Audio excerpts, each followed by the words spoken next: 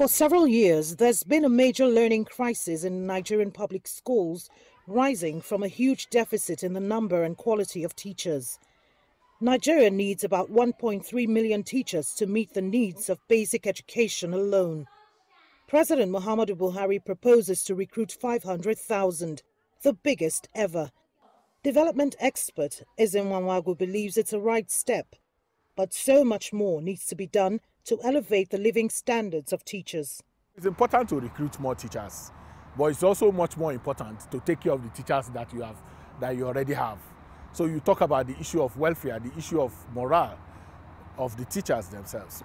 That passion with which people embrace their profession is no longer lacking. So we will deal with the issue of welfare of the teachers. We will deal with the issue of their salaries, their enumeration. The chronic shortage of teachers in Nigeria has led to overcrowded classrooms and subsequently mass failures. The federal government has already proposed a 6 trillion naira budget for 2016, of which nearly 370 billion would go to education. It would need to allocate $1.8 billion annually to cover salaries of additional teachers, figures which Ezenwa thinks are grossly inadequate. Part of what we're not doing right is, first and foremost, our budgets. The whole idea about what we budget for education is still below the UNESCO standards of 26%. But beyond the money that you throw in is also internal governance issues, the issue of even corruption within both the tertiary and secondary education. The regulatory institutions that have responsibility to, monitor the funds that have gone into these places have abdicated their responsibility.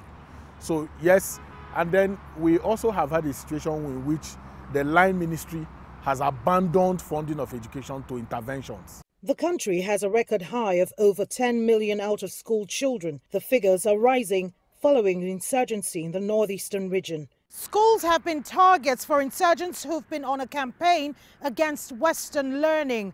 Many worry that the situation might get out of hand if urgent security measures aren't taken.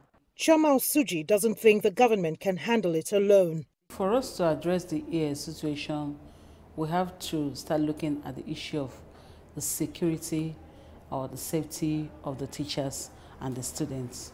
And most especially, it also needs the collaboration and the participation of the community people, because it's not something that the government can do alone.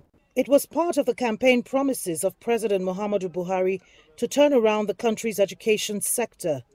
The people hope that this would just be one of several others which would lead to the desired change.